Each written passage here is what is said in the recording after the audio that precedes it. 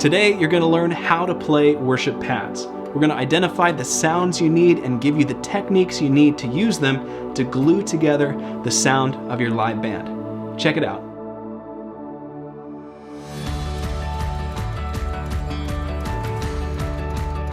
Most of the time, pads are used to set an atmosphere. They give sort of this undercurrent to everything that happens. Oftentimes, you really sort of feel pads more than notice them when it comes to the full band mix. Pads are great at gluing together all the different elements of your band. Pads can also be a great tool to create effective transitions from songs or different moments of the service.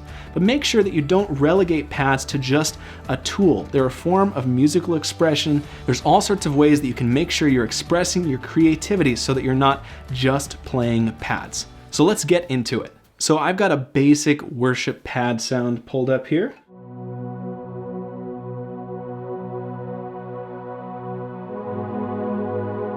And I can bring up the brightness of this particular pad sound by moving the mod wheel on my keyboard. Now, this may or may not be available to you, just depending on the pad sound, the software, the keyboard that you're using. But it's a great idea to be able to adjust the brightness of the pad. Okay, so one of the things that I think is most important to talk about when it comes to pad sounds is note placement. If you come from a piano background, maybe you're playing sheet music, you're used to always doubling the melody line in your right hand, and then you give yourself a pad on top of that, it's not always going to translate well. Oftentimes with pad sounds, less is more. You want to leave more space between your notes, you want to be more sparse with your voicings, and then think about more of the frequency range of where your notes are to be how you add interest and dynamics rather than just adding more notes. So let me give you an example of that. This would be like a low energy or a quieter part of the song, how I might voice a pad. I'm going to play this in the key of C. So I'm just going to play an octave in my left hand, and then the 1 and the 5 in my right hand. And this is exactly what I do if I just wanted to glue everything else together and sort of sit underneath everything. And if I needed to change to the 4 chord to F, I'm not going to move my right hand at all, I'm just going to change the bass note. I'm just letting that 1 and 5, that C and G note, drone on in the right hand. We could go to A minor, I'm just going to change the bass note again. So I'm just playing octaves on A. And then when we go to the 5 to G, I'm going to add a B in the right hand. But I'm still playing that 1 and 5. I'm just adding the 7 on top because I want that pad to still feel like totally consistent, just like the glue. So this would be how I would hang low and sort of glue everybody else together. As the song builds, rather than adding more notes into the mix, like I could just do like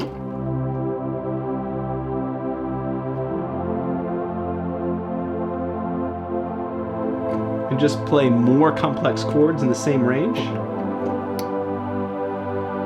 Which, don't get me wrong, that has its place. It just depends on the song you're trying to play. But oftentimes I think it's more useful to shift the octave range that you're playing in to add dynamics rather than just playing more notes. So instead of playing more notes, I'm just going to take my right hand up about an octave.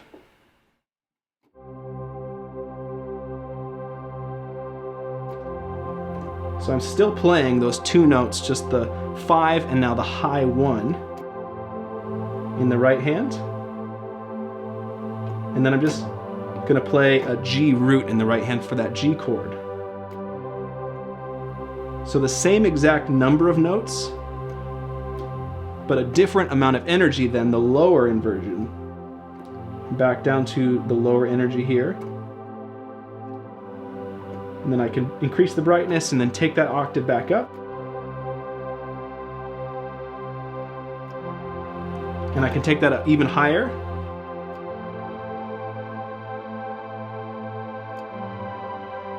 And I could go even higher if I needed to get bigger. Still the same exact number of notes. And I've got all this space now in the middle for maybe electric guitars that are playing full overdriven chords. I'm not taking up any more space, I'm just taking up different space. The thing that trips people up is that pads oftentimes have lots of sustain, they have lots of rumble, they never go away, and even as you change notes, oftentimes there's a slow release as those previously played notes fade out. So if you're playing really closed position, tightly wound together notes, it's a recipe for mud, for dissonance, for some harmonics that you might not actually find useful. The other really important factor is that there's all different sorts of types of pad sounds. We're going to start off with a warm pad sound. If you're going to nail one type of pad, make sure that you have a warm pad sound dialed in. This is the pad that I just used for the previous demo as well. Let me show you how it sounds and I'll talk a little bit about it. So generally a warm pad is going to have lots of low, mid-frequency energy. And you also want to have pretty decent bass on tap as well, but not really powerful or overwhelming. Oftentimes for this sort of go-to pad sound, you don't want a lot of motion either. You just want it to sort of be static, sort of hanging out underneath. If you think about like the sound or the space that like a really nice orchestra would fill when they're not playing really aggressively, this is sort of the same thing that you're often asking a warm pad to do. Sort of that cinematic feel of sitting underneath.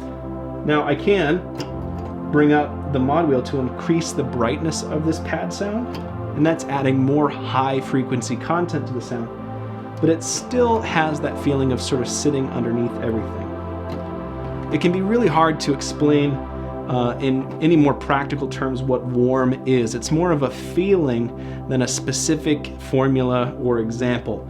But if it feels like it could sit underneath everything without distracting, then you're probably pretty close to the right sort of sound. All right, next let's talk about a bright pad sound. A bright pad is going to have lots of high frequency content. It's going to be high energy. It's going to stand out a lot more in the mix. Here's a pad sound with a lot of high frequency content that I would describe as a bright pad.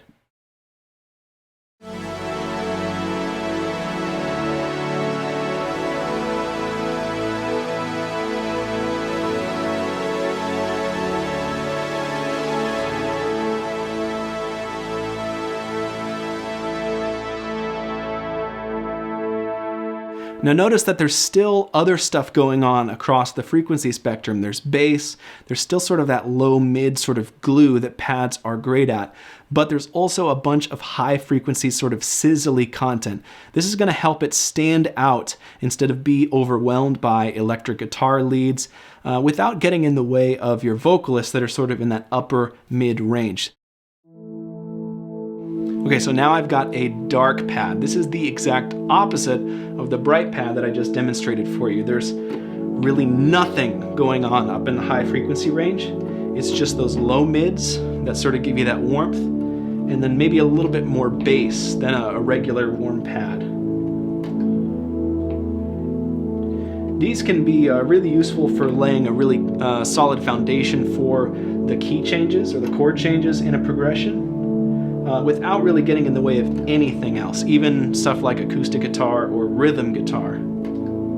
This is also a great way to start a song, maybe something that's going to build up later, because people will feel that emptiness on top of what you're playing. And as the band, whether it's you or somebody else, starts to fill that space, it can be really satisfying. Now, oftentimes with pads that are this dark, you have to be really careful about how you build them up. Because if I were to start to incorporate more elements on top of this with this really bassy sort of low mid sound consistently in the mix, it could get pretty muddy over time if I started to introduce a lot more notes or add in additional layers. So sometimes I'll start the song with a dark pad and then change patches or bring the volume of that sound down as the song builds to introduce something with a little less low end and a little bit more of that upper frequency range that's not going to get in the way so much with the bass. It might not build up and get muddy.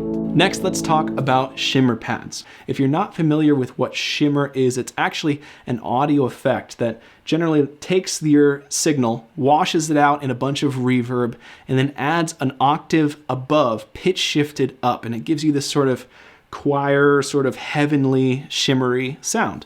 So let me demonstrate a shimmer pad for you. Now there are plugins that can give you a shimmer effect, or you can learn how to program it in your software. It's a really cool sound. You just want to make sure that you approach it tastefully. If you put shimmer on everything that you do, then everything you do is going to sound the same. So here's a little shimmer pad.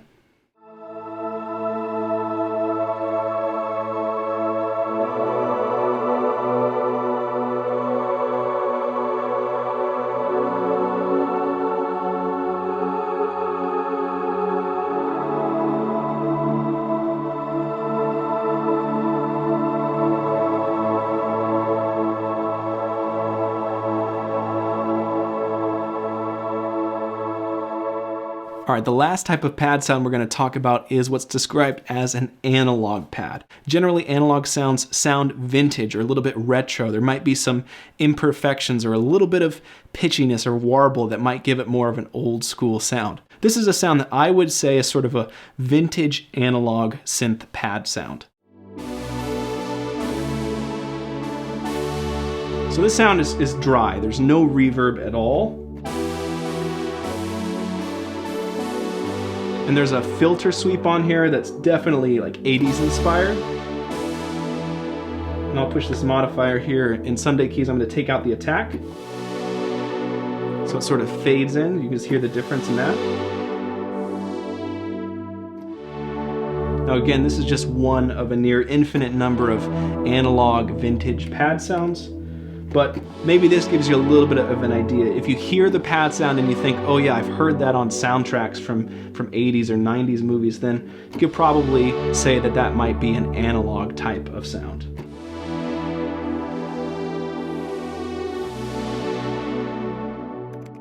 So now that we've talked about some common descriptors for different types of pad sounds, let's get into the fun of layering those sounds with other types of instruments. The number one go-to combination for a lot of modern worship music is taking a different pad or two and layering it with a worship piano sound. So for this example, I have a worship piano patch. I have a couple different types of pads. One that's pretty bright, one that has a little bit of shimmer, and then another pad with a little bit of warmth. Oftentimes layering a few different types of pads together gives you the type of slightly larger than life or less static feel that you might be looking for modern worship music. Let me demonstrate this for you.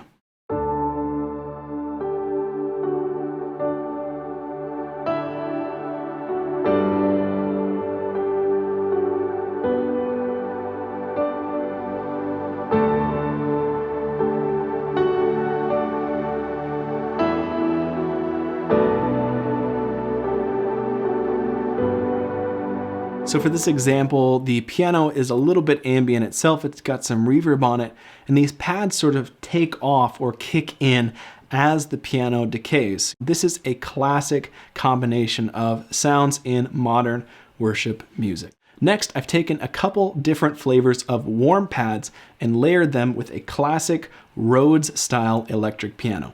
Let me show you.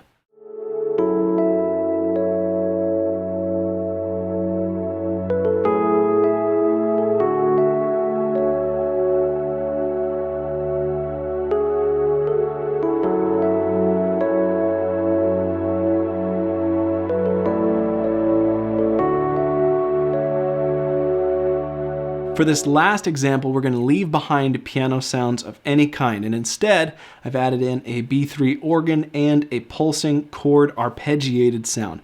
This sound is still largely driven by the pad elements, but there's all of this extra energy given by the arp and the organ as well. Let me show you.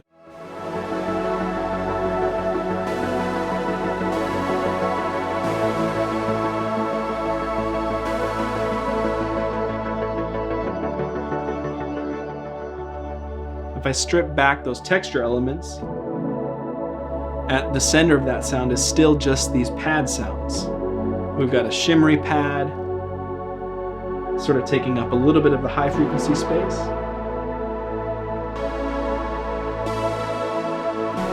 And then we have this lead part in the right hand. It's still a synth sound. It sort of blends in with the pads, but it has the effect of giving the chord changes some attack.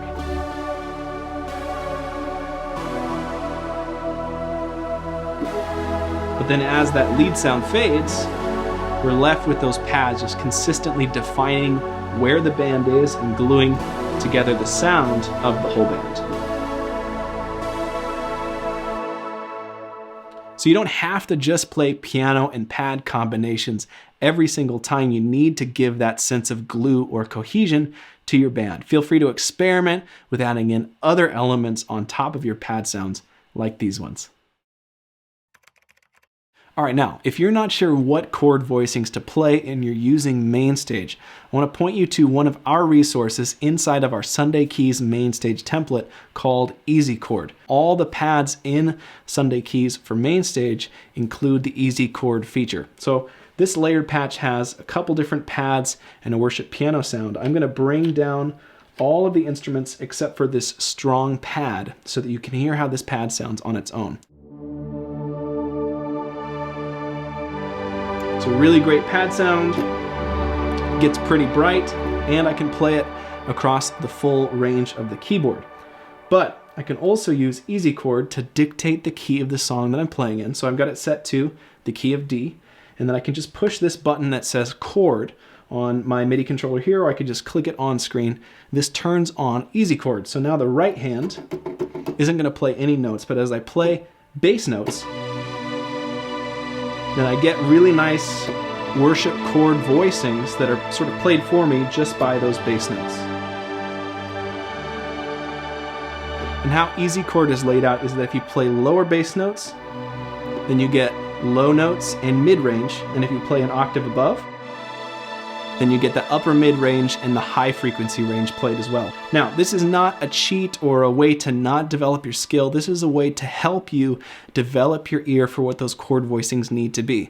The other amazing thing about Easy Chord is that you can then play other parts on top in the right hand without adding any muddiness, because your synth pad isn't going to follow the piano part or whatever leads you're playing in the right hand. So I'll bring these other layers back in, and we've got Easy Chord down in the left hand, and it lets me do stuff like this.